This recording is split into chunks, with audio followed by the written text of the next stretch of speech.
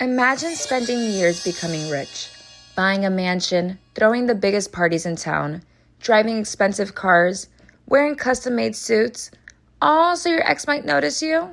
Sounds a little extreme, right? Well, that's basically the entire plot of The Great Gatsby. This is The Great Gatsby under 10 minutes. Our story begins in the 1920s.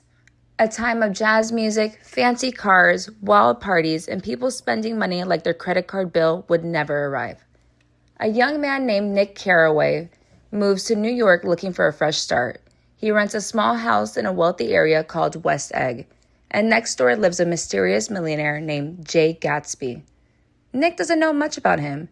Nobody does, but everybody seems to have a theory. Gatsby throws massive parties every weekend. Hundreds of people show up. Most of them weren't even invited. Imagine throwing a birthday party and half the city just decides to attend. That's Gatsby's life. Guests gossip constantly. Some say Gatsby killed a man, others think he's a spy. One person probably thought he was a vampire. Nobody really knows, and that's what makes him interesting. One night, Nick sees Gatsby standing alone on his dock. Not partying, not celebrating, just staring across the water, towards a small green light shining in the distance. At first, it seems like a small detail. Why would a millionaire spend his evening staring at a tiny light? What Nick doesn't realize is that the light sits at the end of Daisy's dock. To Gatsby, that green light represents everything he wants but doesn't have. Daisy. His future, his dreams, and as we'll see, Gatsby spends the rest of the story chasing it.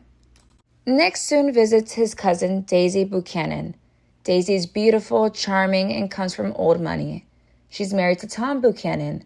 Tom is wealthy, arrogant, and about as subtle as a bull in a china shop. We quickly learn Tom is having an affair. Daisy knows. Everyone knows.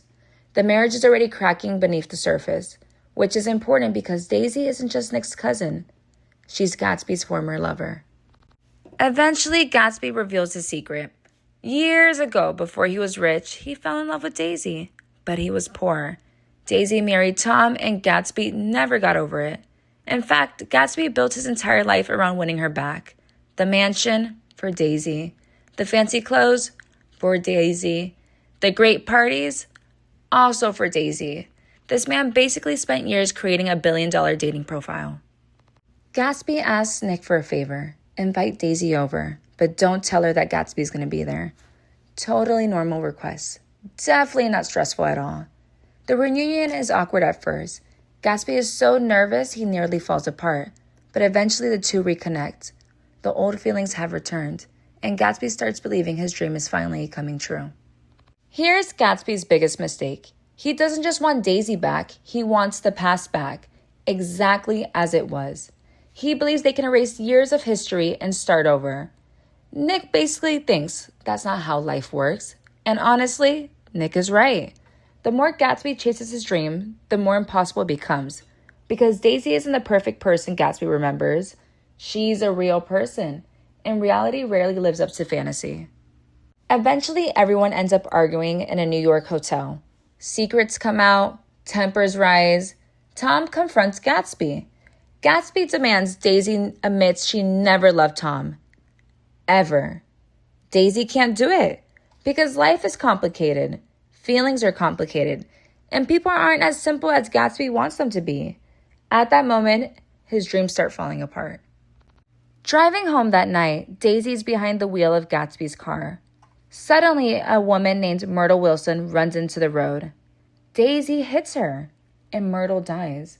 Panic starts to set in. Instead of exposing Daisy, Gatsby takes the blame.